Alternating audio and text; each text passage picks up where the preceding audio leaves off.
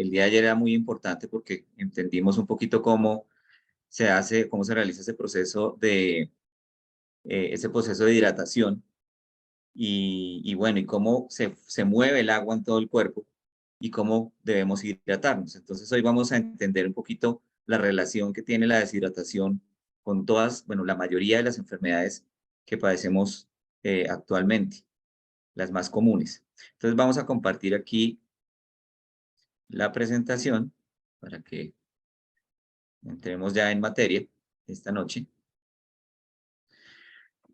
Y bueno, como decíamos, ¿no? La deshidratación crónica es una enfermedad que prácticamente es muy desconocida, que poco se habla de ella, que la gran mayoría de personas nos encontramos deshidratados y que ya, como nos dimos cuenta el día de ayer, tenemos varios de esos síntomas de deshidratación, que obviamente no es una deshidratación en la que tengamos que ir a un hospital, que nos tengan que poner sueros, que nos tengan que dar sueros de hidratación, no.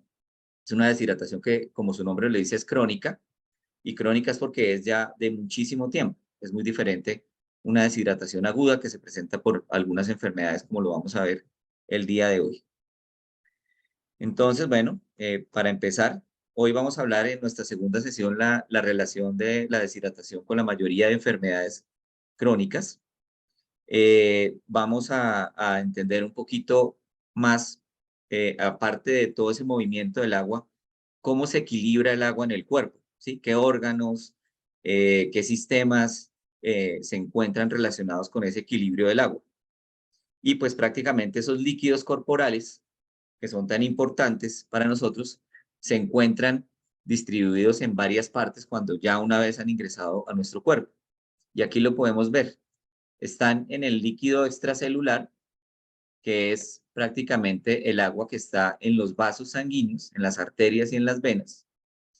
El líquido intracelular, que está dentro de las células, y el líquido intersticial, que está entre los espacios que se encuentran entre las células y los vasos sanguíneos. Entonces, ahí se distribuye toda el agua del cuerpo. Entonces, por eso es tan importante que en la sangre haya una buena cantidad de agua, precisamente porque es pues, el mayor componente del agua, como vimos ayer, de la sangre, perdón, que es casi el 85 al 90% de la sangre es agua, y es un componente muy importante por donde viajan todas las sustancias que ingresan a la sangre, nuestras células, el sistema inmune, todas las sustancias que van por la sangre, que es el azúcar, los electrolitos, el colesterol, bueno, todo va por ahí, todo viaja. Entonces, tus células y los órganos dependen mucho del agua. Sin ella, pues obviamente el cuerpo humano no puede funcionar correctamente. Entonces, ¿qué hace el agua o qué ayuda o qué función tiene el agua en este proceso de transporte de todos esos elementos que tiene la sangre? Pues precisamente el agua transporta principalmente los nutrientes, como habíamos dicho, el oxígeno que va a todas las células, controla muchas veces también la frecuencia cardíaca, la velocidad en la que se mueve el corazón, porque el corazón es el que moviliza toda la sangre del cuerpo.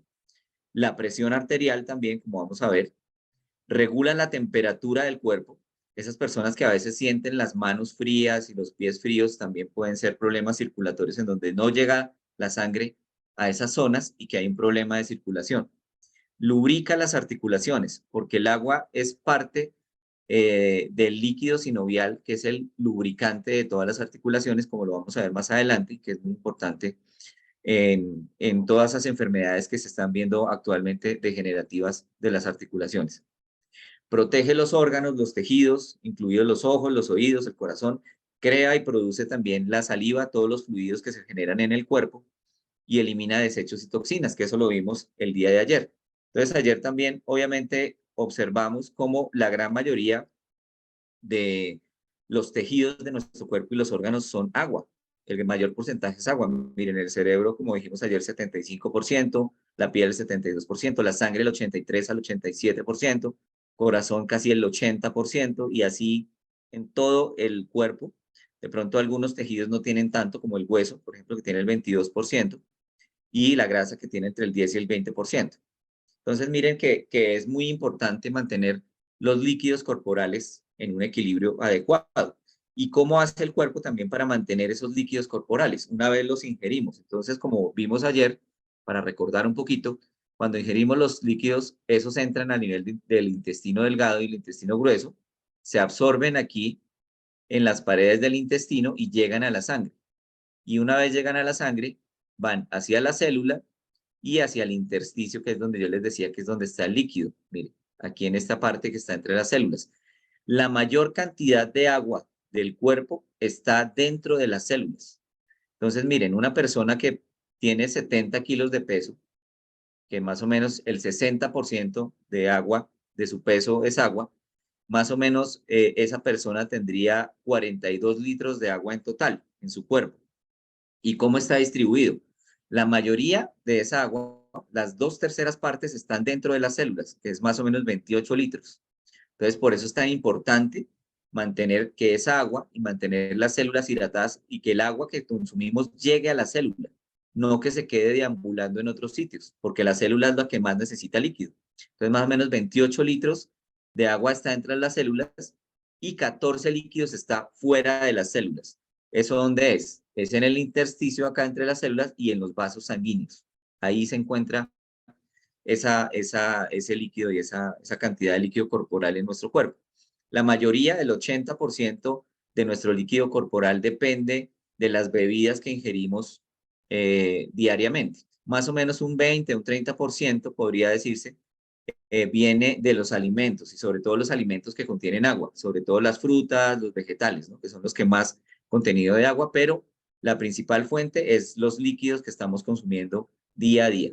Entonces es importante pues tener eso también en cuenta. Bueno, ¿qué es importante también conocer de todo esto? Que la regulación de ese equilibrio de los líquidos corporales se hace desde el cerebro, desde una estructura que está en el centro del cerebro que se llama hipotálamo y la glándula hipófisis, donde se libera una hormona que se llama la hormona antidiurética, ¿sí? Pues las siglas de esa hormona se llama ADH. ¿Esa hormona qué hace? El cuerpo cuando monitoriza que le hace falta agua y necesita retener más agua, pues le da una sensación a uno de tener sed. Y esa sensación de sed pues nos hace consumir líquido y en ese momento también empieza a actuar esa hormona que está aquí en el cerebro, la hormona antidiurética, y como su nombre lo dice, antidiurética, o sea, bloquea la diuresis, bloquea la orina. Entonces, esa hormona lo que hace es retener orina para que no se siga eliminando agua, porque el cuerpo necesita más líquido. Y obviamente, si la persona no consume líquido en ese momento, pues ella va a hacer que uno orine menos. Y es muy importante esa hormona tenerla en cuenta. También se llama vasopresina, porque cuando esa hormona actúa, hace que los vasos sanguíneos se cierren y se pongan duros. Y eso nos va a ayudar a entender también la hipertensión, ahorita que hablemos de ella, y cómo la hipertensión es una enfermedad también que está hablándonos de una carencia de hidratación, de una carencia de consumo de líquidos, no solamente de un exceso de consumo de sal como la mayoría de personas lo cree. Entonces, miren lo importante de cómo se regula todo desde el cerebro. El organismo es una máquina perfecta que nos va haciendo tener ciertas sensaciones. La sensación de sed precisamente es cuando necesitamos agua, pero resulta que muchas personas que están en deshidratación crónica a veces ya no sienten ni siquiera la sed. Se pierde muchas veces ese impulso de esa hormona precisamente porque las personas se acostumbran a estar deshidratadas y muchas veces tienen una cantidad de síntomas. De pronto el cuerpo les pide que tomen líquido y lo que primero hacen es tomar bebidas azucaradas, bebidas con gas, gaseosas y obviamente pues como vimos el día de ayer no son las bebidas hidratantes más adecuadas. Entonces es bien importante entender esto. Entonces recuerden que es muy importante el equilibrio del agua y que nuestro cerebro y nuestro riñón, usualmente ellos dos están en una comunicación para equilibrar esa agua y no perderla mucha por la orina. Entonces, ¿qué pasa? Ese líquido que precisamente está en la sangre, esa cantidad de agua que está en la sangre, pues obviamente es la que ayuda a que haya una circulación adecuada de todos los componentes que hay dentro de la misma. Entonces, si nos damos cuenta, el plasma, la cantidad de sangre, la gran mayoría es agua, es un componente principal, pero que también dentro de esa sangre van los iones, o sea, van los minerales, que son el sodio, el potasio, el cloro, el magnesio, el calcio, van también algunas proteínas, van grasas, van desechos, van gases como el oxígeno y también van todas nuestras células de la sangre, entre esas las células del sistema inmunológico, que son los glóbulos blancos, también van los glóbulos rojos y van las plaquetas, que son las que nos ayudan a coagular nuestra sangre en el caso de alguna herida o alguna lesión. Entonces, miren la importancia del agua en la sangre, en los componentes de la sangre. Y todos esos componentes que están ahí disueltos, que son las grasas, los azúcares, las proteínas, el sodio, el potasio, si yo no tengo agua adecuada y mi sangre no tiene una cantidad de agua de forma adecuada, pues obviamente esas sustancias se van a empezar a concentrar, van a tener menos líquido para fluir y van a generarnos problemas circulatorios. O sea, todo se empieza como a estancar. Si yo no tengo ese vehículo que es el agua que les ayuda a movilizarse, pues obviamente todo se vuelve más lento, se unen más las células, se estrechan. Y si aparte de eso yo tengo niveles de colesterol elevado, pues se va a pegar ese colesterol más a las paredes de las arterias y voy a tener una cantidad de problemas circulatorios que se van a ver reflejados más adelante como esas enfermedades cardiovasculares que son las más frecuentes, que vemos como la hipertensión, la enfermedad coronaria, los infartos y todo este tema, ¿no? Entonces, miren la importancia del agua para la sangre, que es un elemento primordial y que depende de esa buena hidratación. Entonces, nosotros, ¿cómo evaluamos médicamente que un paciente está deshidratado? Entonces, usualmente, como les dije ayer, hacemos ciertas cosas al examen físico, miramos algunos signos vitales, pero también nos ayudamos de unos exámenes muy básicos que seguramente a muchísimos de ustedes se los han pedido alguna vez. Son muy frecuentes y son exámenes que le dicen a uno mucho incluso del estado de hidratación del paciente. Pero muchas veces los médicos nos enfocamos es solo en buscar lo que está mal, pero muchas veces no miramos, oiga, de pronto esta persona que tiene el colesterol un poquito alto, ¿será que esa persona está deshidratada? ¿Quién quita que si la ponemos a tomar líquidos bien durante unos 2 o 3 meses, puede que también esos niveles de colesterol ya no sean iguales a los que me está mostrando ese examen? Porque usualmente a nosotros nos piden ayuno, o sea, vaya al examen de laboratorio en ayunas, 8 horas, 10 horas, 12 horas de ayuno, pero no nos dicen, oiga, hidrátese bien los días antes previos a la toma de su examen, ¿sí? Y muchas veces las personas están deshidratadas. Y por eso esa variación que se ve muchas veces en los laboratorios, que yo muchas veces dejo también un tiempo y digo, venga, hagamos un examen en un tiempo prolongado, pero usted va a empezar a hidratarse adecuadamente y vamos a evaluar si realmente esos resultados son reales. Sé que estas cosas pasan a veces, está bien hidratada, pero bueno, ya nosotros que se hace un examen y siguen esos niveles alterados, pues obviamente uno ya tiene que corregir las cosas por otro lado. Se pueden abrir. Esto no quiere decir, bueno, que la causa sigamos ya del para no perder colesterol el hilo, alto, del azúcar alta, de todo esto, es la deshidratación. No, pero sí es un factor que es muy importante que hay que corregir en la mayoría de los pacientes también para equilibrar esos niveles, porque muchas personas dicen, doctor, pero ¿qué será que yo estoy tomándome el medicamento del azúcar, hago ejercicio, estoy haciendo la dieta, pero yo sigo con ese azúcar alto? Pues de pronto puede ser que esa persona no está hidratándose adecuadamente, no está tomando bastante líquido y precisamente sus niveles también pueden salir alterados por esa razón. Entonces siempre es importante hacer un examen de todo esto, que el paciente esté bien hidratado. ¿Qué mide uno en la sangre? Los electrolitos. El sodio, principalmente el potasio, el cloro, el magnesio, el calcio, el bicarbonato. Es muy importante para las personas que quieren estar bien hidratadas consumir sodio, consumir bebidas que tengan electrolitos, porque si yo no tengo una bebida con electrolitos, principalmente el sodio, que es muy importante, esa hidratación no me va a servir. Y eso es lo que pasa con la mayoría de aguas que venden en el mercado, esas aguas de botella, aguas destiladas que no tienen ni siquiera minerales y que obviamente eso no me va a ayudar para nada en la parte de hidratación. Las personas han satanizado mucho el sodio, que es la sal, ¿sí? Y dicen que no, uno no debe comer sal porque toda la sal produce hipertensión y eso no es así como lo vamos a ver ahorita. Realmente eso está revaluado. El tema de que yo me vuelvo hipertenso es por consumir sal, eso es una mentira. Obviamente hay que equilibrar, obviamente, el consumo de sodio en un paciente hipertenso, pero no quitarlo del todo porque el sodio es un electrolito bastante importante para la salud de las personas. ¿Qué medimos además de los electrolitos?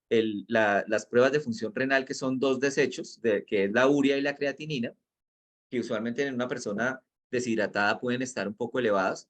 Si no están por encima del límite, están muy cercanos al límite y eso quiere decir que también están deshidratadas. ¿Qué me mide la urea y la creatinina? La función del riñón. Esos son desechos del metabolismo de las proteínas. Entonces, Cuando en la sangre se me eleva la urea o el BUN y la creatinina, quiere decir que mi riñón no lo está sacando, no lo está eliminando. Pero muchas veces también, cuando yo puedo tener un poco elevado eso, puede ser por casos de deshidratación. Entonces es muy importante también tenerlos en cuenta. En el examen de orina, es un examen de orina que es una cosa tan sencilla, tan sencilla aparentemente, pero que da tanta información. Ahí nos damos cuenta de cómo está la concentración de la orina, el color, y ahorita les voy a mostrar unos aspectos bien interesantes de un parcial de orina, que son los que nos muestran si nosotros realmente estamos deshidratados. Un parcial de orina no solo sirve para diagnosticar una infección urinaria, tiene una cantidad de información del paciente que nos sirve muchísimo para evaluar su estado de salud. El otro examen que pedimos es un cuadro hemático, un hemograma, que es un examen también muy frecuente que nos piden a la gran mayoría de personas cuando vamos a chequeos médicos. Y ahí podemos ver en algunos casos que la concentración de los glóbulos rojos, el hematocrito y la hemoglobina pueden estar elevados, aumentados. Eso, como les decía anteriormente, cuando veíamos la imagen del vaso sanguíneo con la sangre y todo eso, pues si nosotros estamos deshidratados, todo va a estar más unido, más compacto, más concentrado, porque casi no hay agua. Entonces, obviamente, los glóbulos rojos pueden verse elevados en el examen de sangre y eso es un signo muchas veces de deshidratación. Obviamente hay otras enfermedades que pueden subir los glóbulos rojos, como vamos a ver ahorita, que les quiero mostrar también un cuadro hemático. Uno mide la glicemia en ayunas también, la glucosa. Eso también nos ayuda mucho a evaluar cómo está el estado de deshidratación. También si una persona está deshidratada puede tener niveles de azúcar un poco más altos. Si una persona está sobrehidratada, como vimos ayer, puede tener niveles de azúcar más bajos, como hipoglicemia. Y finalmente nosotros hacemos un cálculo que es para evaluar qué tan concentrado, qué tan equilibrada está esa sangre del paciente con su hidratación. Y eso se llama osmolaridad en la sangre y también se puede medir en la orina. Pero en la sangre lo que hacemos es calcular esa osmolaridad con la suma del sodio, la glucosa y el nitrógeno ureico, que es el BUN, que es la misma urea acá. Hacemos un valor y nos da un valor rango normal. Entonces ahí podemos calcular con esos exámenes qué tan deshidratado puede estar el paciente. Y son exámenes muy sencillos, esto no es nada del otro mundo, son exámenes que se piden con bastante frecuencia y que con eso básicamente sabemos también cómo está el estado de hidratación del paciente. Entonces, miren, les voy a mostrar aquí, por ejemplo, un examen de orina. Un examen de orina es un examen que es muy sencillo, aparentemente, pero que nos da una cantidad de información importantísima. Yo aquí puedo ver si el paciente está deshidratado con el aspecto de la orina. Si el hallazgo, por ejemplo, es turbio y el valor de referencia es que la orina debe ser transparente. Entonces, aquí turbio quiere decir que el paciente no está tomando una buena cantidad de líquido.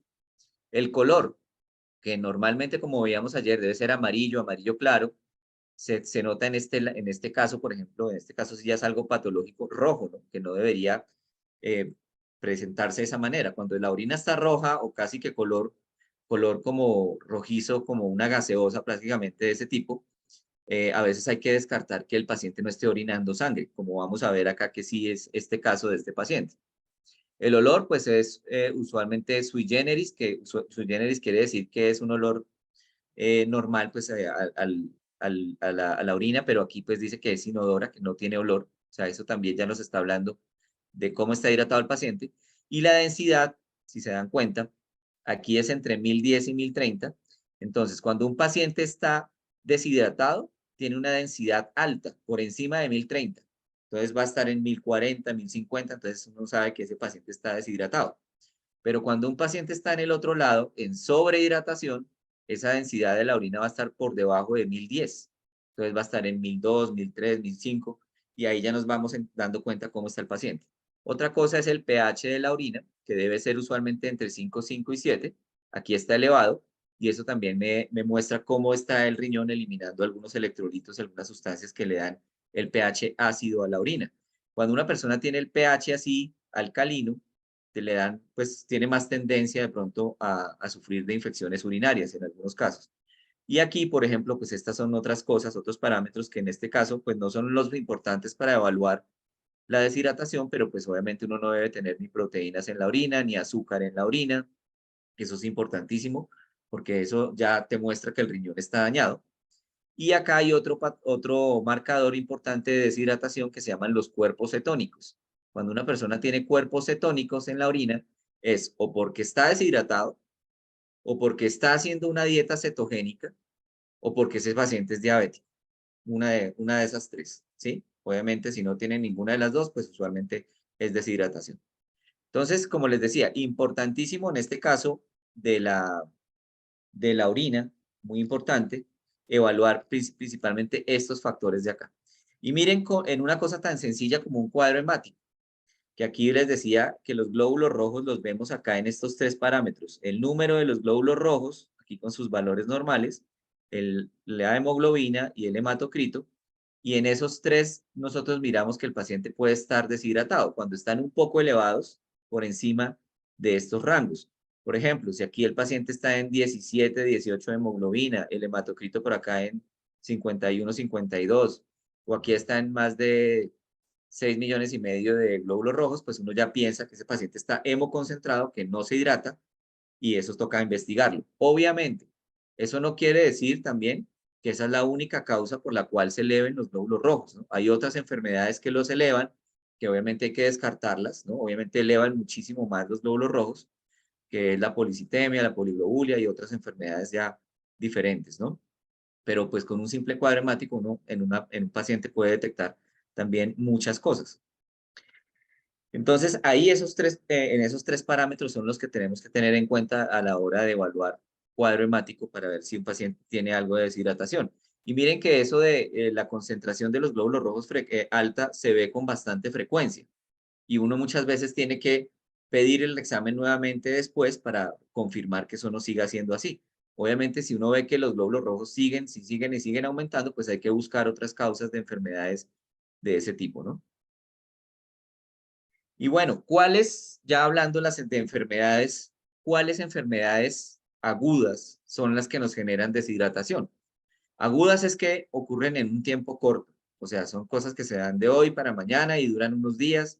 Eso es una situación aguda y muchas de estas situaciones las hemos pasado muchos de nosotros. Hemos tenido vómito y diarrea por causas de una gastroenteritis, por una intoxicación, por lo que sea, por la causa que sea. Entonces estamos vomitando y teniendo deposiciones diarreicas, eso nos está deshidratando. Entonces es importante una de las causas de enfermedades que generan deshidratación. La otra es la fiebre. Cuando el cuerpo aumenta la temperatura corporal, empezamos a sudar más, perdemos más líquido y obviamente eso también nos hace deshidratarnos fácilmente. Y por eso en esas dos condiciones, cuando tenemos una infección o un proceso digestivo, respiratorio, con fiebre y todo eso, nos recomiendan mucho los médicos tomar líquidos. Y es muy importante tomar líquidos cuando estamos con enfermedades agudas de ese tipo, que obviamente perdemos bastante líquido y es lo que muchas veces las personas no hacen. Las personas que se dedican, no, vamos a tomarnos el antigripal, el antihistamínico, el antidiarreico, el suerito, pero no estamos buscando, pues obviamente en esos casos, hidratarnos un poquito más y tomar más líquidos de lo normal. Bueno, aquí me tocó mojar un poquito la palabra también.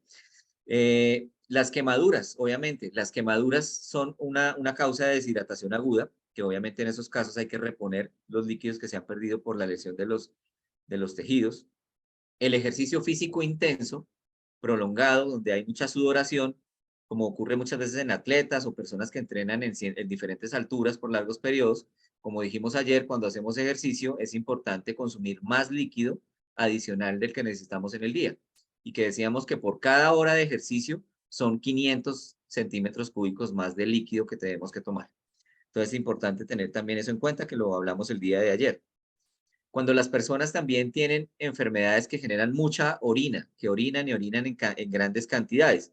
Eso puede ocurrir en algunas enfermedades en las que el cuerpo no puede retener orina y no la puede conservar, y son enfermedades que no son muy frecuentes, pero seguramente algunos de ustedes las han escuchado, como la diabetes insípida y la enfermedad de Addison, que son enfermedades endocrinas. ¿Qué es eso de la diabetes insípida? Y ya para ir como entrando en materia también de estas enfermedades que van a ser crónicas, de las que hablaremos ahorita. La diabetes insípida es una enfermedad que se produce porque la hormona antidiurética, que les decía yo anteriormente, que se produce en el cerebro y que hace que uno no orine, se empieza a disminuir su liberación, o sea, no funciona en la forma adecuada, y la persona empieza a orinar y a orinar y a orinar y no puede retener la orina, ¿sí? Entonces, ¿por qué se le llama diabetes? Porque en la antigüedad, las diabetes, que eran los problemas que se generaban por el exceso de consumo de líquido, así se llamaba, ¿sí? Diabetes antiguamente, que era consumir y orinar y orinar. Insípida es porque la diabetes insípida es agua pura y antiguamente las personas o los médicos antiguos probaban el sabor de la orina para determinar qué era lo que estaba pasando. Entonces, llamaban diabetes insípida porque no tenía un sabor a nada, porque era una orina totalmente sin nada. Y la diabetes mellitus, que es la diabetes de las personas que sufren de azúcar, se llama mellitus porque mellitus es de miel. Entonces, la orina era dulce, ¿sí? Porque cuando una persona diabética tiene los niveles de azúcar en sangre muy altos, empieza a orinar azúcar por la orina.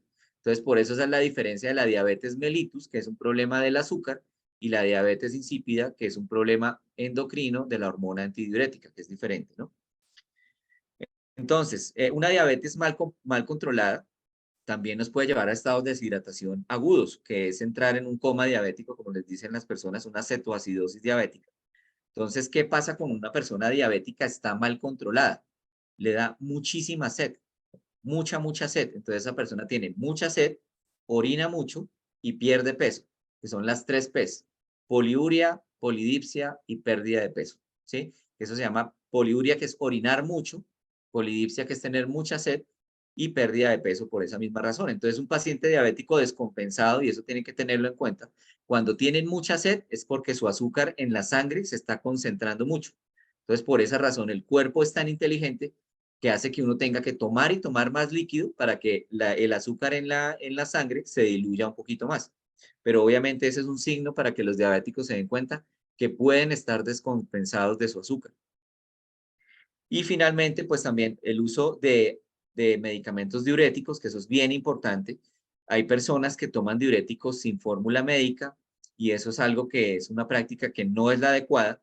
Les gusta tomar furosemida, que porque se van a ir a la tierra caliente y allá retienen líquidos y ya sabemos por qué razón retenemos líquidos en tierra caliente, porque obviamente necesitamos consumir más y nuestro organismo es muy inteligente y empieza a retenerlos.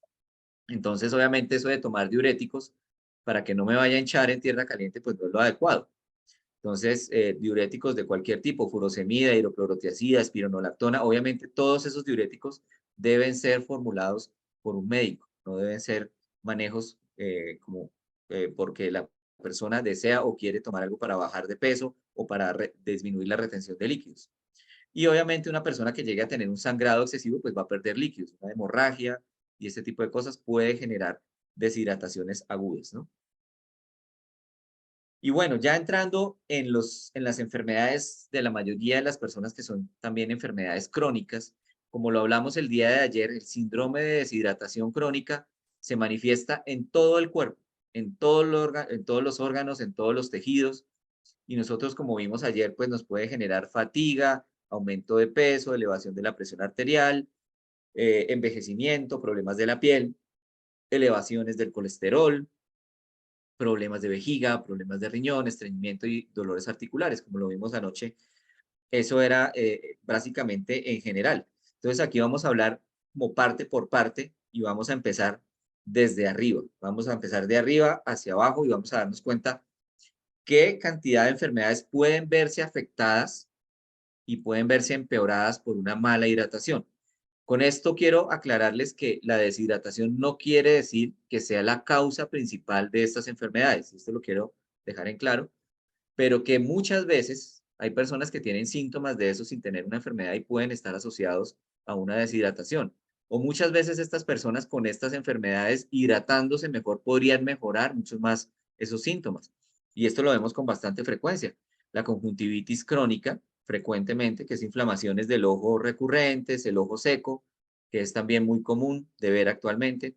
En algunos casos ese ojo seco está asociado a una enfermedad inmunológica, una enfermedad autoinmune que se llama síndrome de Sjögren, pero hay personas que no tienen síndrome de Sjögren y viven con el ojo seco. Entonces también es bien importante tener en cuenta que la hidratación puede empeorar ese problema de ojo seco, porque las lágrimas se producen precisamente de ese filtrado de la sangre para producir la lágrima de forma adecuada.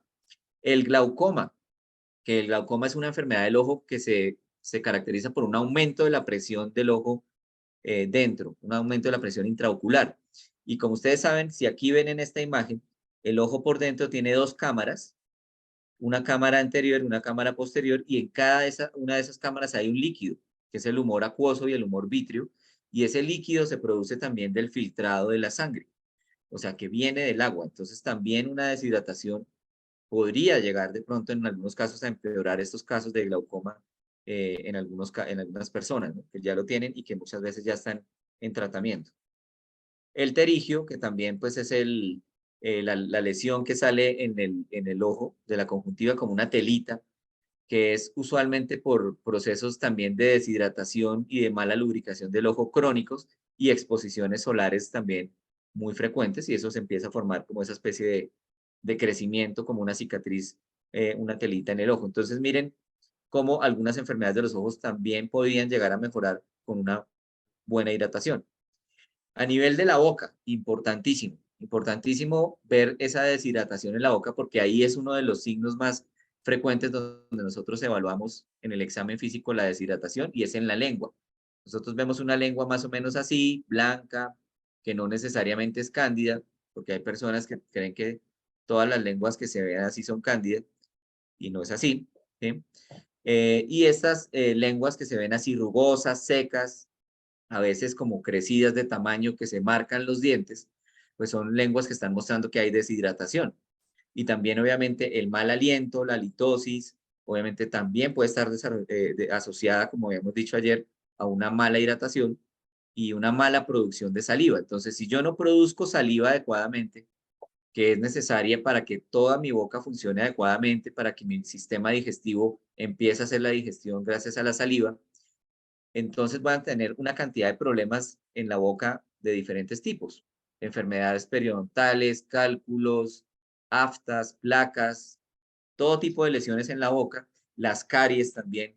Entonces, como vamos a ver aquí, la boca seca es un signo o un síntoma, perdón, frecuente en muchas personas, que también se ve en el síndrome de Sjögren, que les decía ahorita, que el síndrome de Sjögren es cuando la persona tiene el ojo seco y la boca seca, y que todo el tiempo tiene que estar tomando agua y echándose goticas en los ojos, y muchas veces hay que descartar una enfermedad autoinmune. Entonces, hay personas que no tienen esa enfermedad también, pero que viven también con esa sequedad en la boca y no producen buena saliva. Las aftas, que son estas plaquitas que aparecen a veces en la boca.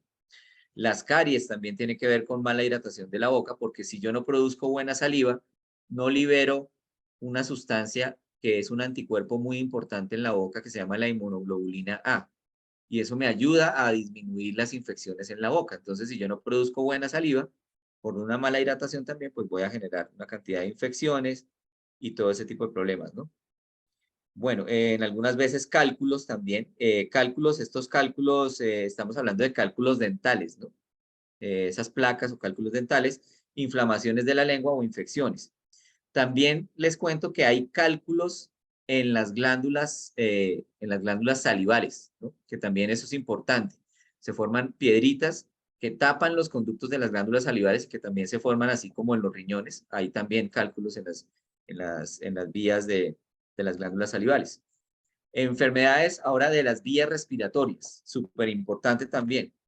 ¿Por qué una mala hidratación me genera problemas respiratorios? Porque no me ayuda a que se forme este moco, esta sustancia que está aquí arriba, que protege aquí la mucosa de las vías respiratorias, la mucosa nasal, la mucosa de los bronquios, de la tráquea, y si yo no me hidrato adecuadamente, no voy a producir ese moco, que es donde se pegan los virus, las bacterias, y cuando yo tengo la tos, ese moco ayuda a que saque, pues con estas cilias que están aquí, ayuda a que salga la flema, ¿sí? Entonces, cuando uno tiene una mala producción de moco protector y no tiene una buena hidratación, va a generar una flema espesa, difícil de eliminar, una tos que es constante y muchas veces seca, en la que no elimina, uno no puede eliminar adecuadamente la flema, y eso es muchas veces por una falta de hidratación adecuada. Por eso uno les dice a los pacientes cuando están con gripa o con tos, pues tomen bastante líquido, es importante que tomen bastante agua para que esas flemas se fluidifiquen un poquito más y se puedan expectorar, porque una flema muy espesa pues no va a poder eliminarse adecuadamente. Entonces esa mala producción del moco depende también de la mala hidratación. Entonces si yo no tengo ese moco protector, pues obviamente las alergias y las infecciones respiratorias se van a empeorar, voy a tener más tos, más congestión de moco, va a ser un moco más espeso y una tos que es productiva, pero que se vuelve crónica muchas veces y que no es productiva. También hay sequedad muchas veces en la nariz y en la garganta por esa mala hidratación. Entonces, hay personas que viven todo el tiempo con la nariz seca y dicen que les salen como costras por dentro y ese tipo de cosas también pueden pasar por esa mala hidratación. O que sienten una sensación en la garganta como que no pasan, una flema, una sequedad, un dolor, y eso también depende de una buena hidratación. Bueno, enfermedades también de la piel. Como decíamos ayer, la piel es muy importante también y que tiene que estar muy bien hidratada.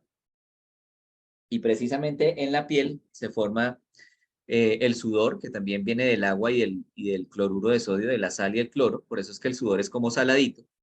Entonces, aquí en la piel, pues la buena hidratación va a hacer que yo tenga una piel más humectada, más turgente. Y como vamos a ver, pues obviamente la persona que no se hidrata, pues va a tener esa piel usualmente más seca. Eso se llama cerosis, cerosis o sequedad o cerosis de la piel. También las personas que tengan alergias o dermatitis en la piel, pues con una mala hidratación, pues van a tener más problemas, van a generar más lesiones en la piel y más resequedad y descamación y más rasquiña, precisamente por esa falta de hidratación. Las infecciones, obviamente, si yo no tengo una piel hidratada y adecuadamente en funcionar, pues obviamente esa piel fácilmente se me va a infectar y me puede salir cualquier tipo de infección. Y las arrugas y el envejecimiento prematuro también está asociado al mal consumo de agua, a la mala hidratación. Obviamente hay otras cosas que también ayudan a que la piel pues no pierda su lozanía y que se envejezca prematuramente. Pues el colágeno y otros antioxidantes, como sabemos, la vitamina A, la vitamina E, pero obviamente la hidratación es muy importante, porque yo puedo tomar mucho colágeno y todo eso, pero si también no me hidrato, pues no me sirve de nada, ¿no? Las enfermedades cardiovasculares. Entonces, las enfermedades cardiovasculares, como les decía anteriormente, son muy importantes también en esto. Aquí están dentro de las principales, pues solamente la hipertensión y la hipotensión. Acuérdense que la sangre que circula por todo el sistema cardiovascular para todo el cuerpo, pues si está compuesta de agua y tiene un buen fluido, pues esa sangre va a recorrer el cuerpo sin ningún problema. Pero si yo estoy deshidratado, esa sangre se va a empezar a concentrar, va a ser una sangre espesa, como dicen muchas personas, yo tengo la sangre espesa muchas veces, pero es muchas veces por esa deshidratación. Y entonces uno empieza a ver que ahí empiezan a tener problemas de circulación, el colesterol se empieza a pegar fácilmente en las arterias, los glóbulos rojos se pegan dentro y no hay una buena circulación. Y si yo obviamente no consumo buena agua, se acumula mucho también dentro de los vasos sanguíneos el sodio. Y el sodio, como yo les decía, es tan importante, el sodio es tan importante, es un mineral tan importante, que obviamente cuando se concentra mucho en la sangre, pues puede hacer que la presión de las paredes arteriales se aumente. Por eso muchas veces a las personas hipertensas les dicen que no consuman dietas con sal. Pero resulta que si yo no consumo sal, el sodio y el agua van de la mano. Entonces, si yo no consumo agua que tenga sodio, pues todo el proceso de hidratación, que es sacar esa agua hacia las células y llevarla y mantenerla ahí, pues no se va a dar. Y mi tensión arterial muchas veces va a pasar lo contrario, puede subir. O en algunos casos, cuando yo puedo llegar a tener unos niveles de sodio muy bajitos, también se puede bajar. Puede haber hipotensión, puede haber los extremos. Pero entonces ya hay estudios y ya hay muchos estudios que se han hecho respecto al tema de la dieta sin sodio para los hipertensos y realmente se están dando cuenta que las personas que no consumen nada de sodio en la dieta, nada de sal, pues van a tener peores problemas a nivel cardiovascular que los que tienen una dieta bajita de sodio, que se llama hiposódica o normosódica, que es una cantidad equilibrada de sodio, porque ya un exceso, pues obviamente también te trae problemas. Pero obviamente se está satanizando tanto a la sal desde hace mucho tiempo que estamos empezando a tener carencias de sal. Y es peor tener carencias de sodio que tener muchas veces exceso, porque muchas veces el organismo puede llegar a eliminarlos hasta cierto punto.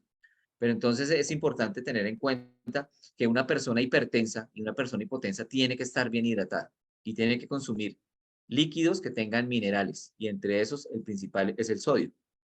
La arteriosclerosis y la aterosclerosis también se favorece más cuando no tenemos buena hidratación en la sangre, porque si no hay un buen flujo de agua y de líquido, pues esa circulación se vuelve lenta y lo que va dentro de la sangre, pues empieza como a quedar pegándose en las paredes de las arterias y esas arterias se endurecen a largo plazo, pues que es la arteriosclerosis, o se empiezan a formar estas placas de colesterol, que es esto amarillo que vemos acá, que se llama aterosclerosis, son placas de ateroma, que precisamente es lo que favorece más adelante los infartos, los eventos cerebrovasculares, las obstrucciones de los vasos arteriales, y eso es lo que nos genera una cantidad de problemas también cardiovasculares. Y también, obviamente, los problemas de la circulación periférica, que no solamente son de las arterias, sino también de las venas. Las personas que pueden llegar a tener varices en miembros inferiores, pues obviamente ya de por sí tienen un problema que no tiene un buen retorno venoso, porque las válvulas de las venas no funcionan, que son estas que aparecen por acá. Y si además de eso estoy deshidratado, pues más concentrada se queda la sangre, más se estanca en la parte inferior y empieza a generarnos todos los síntomas de inflamación, de cambios de pigmentación de la piel, de úlceras y todos esos problemas circulatorios que se ven en las personas con varices. Entonces, miren la importancia del componente de agua en la sangre. O sea, es demasiado, demasiado importante. Y creo que nosotros no le hemos puesto el valor que amerita y yo creo que si nosotros estuviéramos bien hidratados y lleváramos un tratamiento, pues obviamente médico adecuado con todo esto, pues de pronto evitaríamos también el uso de tantos medicamentos, de tantos diuréticos en algunos casos, de tantos medicamentos para el colesterol que nos pueden traer problemas. Y bueno, muchas cosas yo creo que con una buena hidratación. Y les vuelvo a recalcar, no quiere decir que la mala hidratación sea la causante de todas esas enfermedades, pero sí es un factor que empeora la evolución y el pronóstico de muchas de estas condiciones de salud, ¿no? Y ahora, bueno, enfermedades metabólicas y endocrinas, el sobrepeso y la obesidad. Obviamente, una persona que además de tener sobrepeso no se hidrata, pues esas células donde se acumula la grasa, se llaman adipocitos, no van a generar un metabolismo adecuado, se van a volver células lentas y voy a empezar a acumular y acumular grasa, obviamente, que eso a largo plazo, pues obviamente no mejora, pues ni siquiera la circulación linfática, que es la que se lleva esa grasita del abdomen, y eso empeora todos los problemas de sobrepeso. Que con esto quiero decir, obviamente, que si una persona que tiene sobrepeso se hidratara bien, posiblemente podría llegar a ayudarse a perder un poquito de kilos y mejorar, disminuir un poquito la grasa corporal. Pero eso no quiere decir que con esa única herramienta va a bajar de peso y va a mejorar, ¿no? Tiene que hacer ejercicio, alimentarse bien, obviamente, pero la hidratación es parte importante también en este tipo de pacientes. Personas que tienen problemas metabólicos de ácido úrico, como decía anteriormente, glicemia, colesterol, triglicéridos y electrolitos, hay que mirar si esas personas realmente o tienen un problema de esos o es que están deshidratadas, como yo les decía. Es importante tener en cuenta que hay personas que tienen ácido úrico elevado, que ya lo tienen una condición que les favorece la gota, que es la artritis que inflama las articulaciones por el ácido úrico, y muchas de esas personas ya tienen un problema metabólico, genético, que obviamente les favorece eso. No vamos a decir que es por un problema de deshidratación, pero hay personas que tienen ácido úrico y a veces no tienen también un problema de ese tipo y le elevan el ácido úrico. En unos momentos le salen bien, en otros momentos le sale mal. Entonces también puede ser por deshidratación. Obviamente no es solamente porque yo consuma carne y cantidades de proteínas de origen animal, no necesariamente, pero hay que evaluar muy bien eso en esos casos también de elevaciones del ácido úrico. Lo mismo del azúcar, del colesterol, los electrolitos, el sodio, el potasio y todo esto, ¿no? Enfermedades de la tiroides. ¿Por qué las enfermedades de la tiroides se pueden favorecer por una mala deshidratación? Porque resulta que el sistema endocrino se mueve por la sangre. La sangre es la que lleva las hormonas y toda la información a todo el cuerpo. Y si yo tengo una sangre que no tiene líquido, que no tiene una adecuada cantidad de agua, pues esa circulación, ese mensaje no va a llegar a todas las glándulas endocrinas. Entonces, importante por ese lado. La tiroides es de las glándulas endocrinas que más se está afectando actualmente. Lo que más vemos nosotros en consulta es el hipotiroidismo. Eso es prácticamente una epidemia, una pandemia, pues prácticamente ahorita hablándolo en términos epidemiológicos, el hipotiroidismo está cada vez más frecuente y resulta que el agua que nosotros estamos consumiendo, que es agua que no tiene minerales y que no tiene sodio precisamente, está haciendo que la tiroides no produzca la hormona tiroidea de una forma adecuada, porque para producir la hormona tiroidea necesitamos de sodio.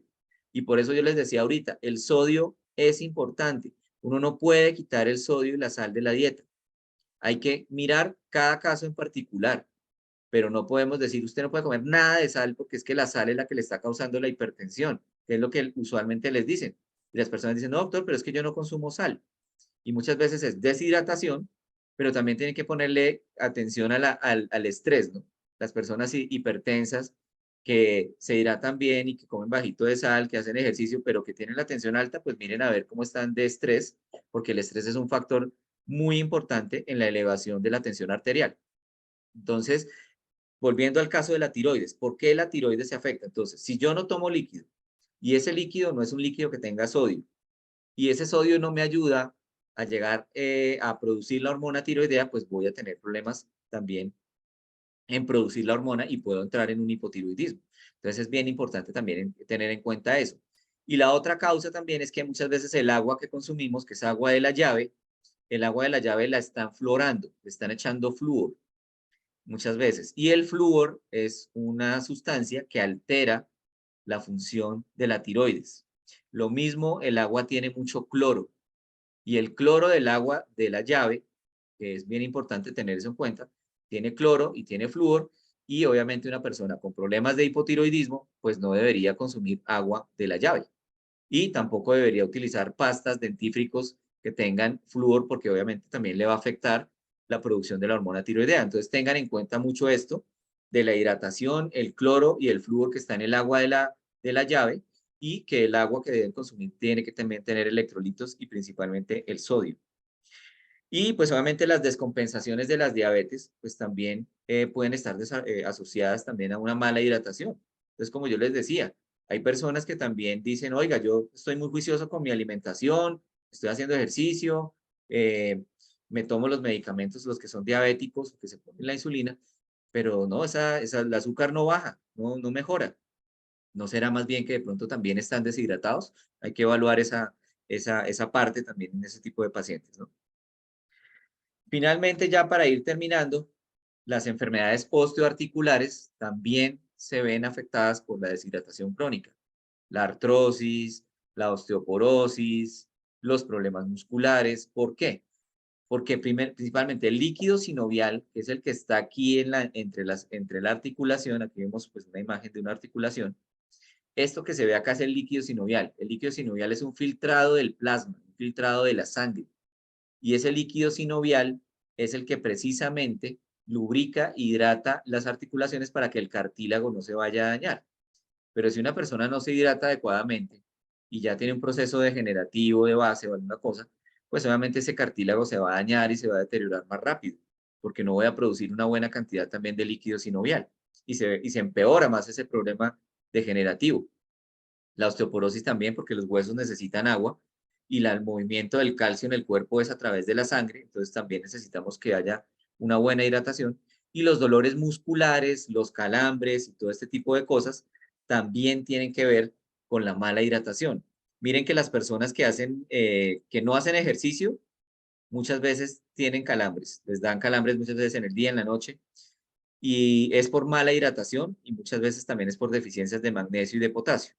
Pero también las personas que se ejercitan mucho y hacen excesivo ejercicio, no se hidratan adecuadamente, en algunos casos no toman agua que tenga minerales y obviamente también van a tener contracturas, espasmos, dolores musculares de todo tipo y esto pues también lo vemos en una enfermedad muy frecuente en consulta que se llama fibromialgia. Las personas con fibromialgia son personas que deberían hidratarse muy bien y tomar bastante líquido y minerales y entre esos magnesio, porque eso les ayudaría mucho a reducir mucho de los dolores musculares que presentan. Entonces, miren la importancia en todas las enfermedades que tiene el agua. Bueno, y finalizando ya, las enfermedades digestivas. Obviamente, como hablamos ayer, los problemas de gastritis, las úlceras, tienen que ver también con la falta de hidratación, porque acuérdense que del agua viene la producción de un moco de una secreción que se produce en la mucosa, en lo que recubre el intestino, que es el moco protector, y si yo no produzco buena cantidad de moco, pues va a empezar a inflamarse el estómago y se da una gastritis, y si eso va más adelante, se me forma una úlcera, ya sea en el estómago, en el duodeno, y bueno, todo lo que viene ahí adicional, ¿no?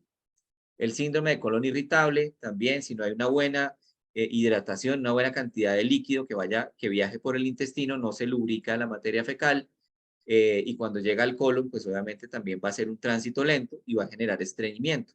Que esto ayer lo explicamos y dijimos que el estreñimiento es muy importante en el estreñimiento reponer mucha cantidad de líquido porque las personas usualmente están deshidratadas y también muchas de ellas también les faltan minerales, principalmente el magnesio. Y finalmente, pues obviamente si yo me excedo en el consumo de alimentos, o perdón, me excedo en el consumo de agua, o lo disminuyo, pues no va a haber una buena absorción de los nutrientes, ¿sí? Y como yo les decía el día de ayer, yo no me puedo llegar a tomar una cantidad excesiva de líquido con el almuerzo, con el desayuno y con la comida, y entre comidas no tomar nada de líquido, porque es que resulta que ese líquido que me estoy tomando con las comidas se va a quedar ahí en el estómago, va a diluir las enzimas digestivas, va a diluir el ácido clorhídrico y no me va a permitir hacer una buena digestión. Entonces, el agua que debemos consumir, en la que nos debemos hidratar, es entre comidas, 2 horas después de haber comido, porque 2 horas después, más o menos entre hora y media y 2 horas, el estómago se desocupa y pasa al intestino delgado. Entonces, yo me debo hidratar es después de 2 horas de haber tenido las comidas principales y no tomarme la cantidad de agua que muchas veces las personas se toman con las comidas, porque alteran la absorción de los nutrientes y la digestión. Entonces, esto es muy importante también tenerlo en cuenta para todos los problemas digestivos. Y finalmente, ya llegando al órgano que está más abajo, que es la parte genitourinaria, pues obviamente las personas que tienen predisposición a hacer cálculos en la orina son personas que deberían estar tomando mucho líquido y hidratándose constantemente para no formar precisamente estas piedritas que se concentran ahí en las en las vías urinarias y que empiezan a obstruirlas y generan un dolor terrible. Entonces es muy importante para estas personas consumir bastante líquido para diluir esos cálculos. Personas que también tengan infecciones urinarias, obviamente si yo no consumo líquido, pues no voy a hacer que esa orina salga y va a salir una orina concentrada, va a inflamar más la vejiga y obviamente no me va a ayudar a superar esa infección urinaria. Tampoco voy a eliminar todas las toxinas que se eliminan por vía renal y las mucosas de los genitales, que también generan un líquido, pues generan un moco lubricante, tampoco se van a ver pues protegidas, como se dice, por ese moco y se van a empezar a tornar secas. Esto no quiere decir que esa sequedad que se ve más que todo en las mujeres que tienen menopausia sea causante de deshidratación, ¿no? Es también un tema hormonal, pero resulta que posiblemente esas personas también podrían llegar a tener una mejoría consumiendo líquido de forma adecuada.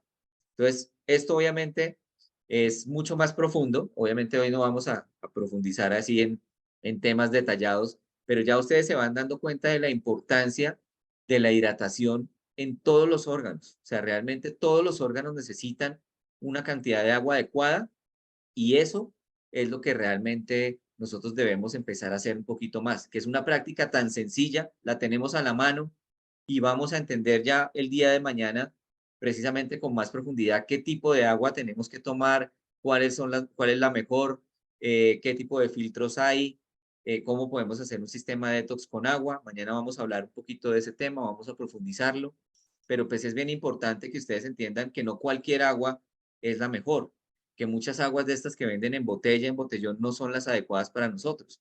Entonces mañana pues ya vamos a terminar nuestro webinar de 3 días de la deshidratación crónica con las herramientas ya que vamos a utilizar para mejorar nuestra hidratación.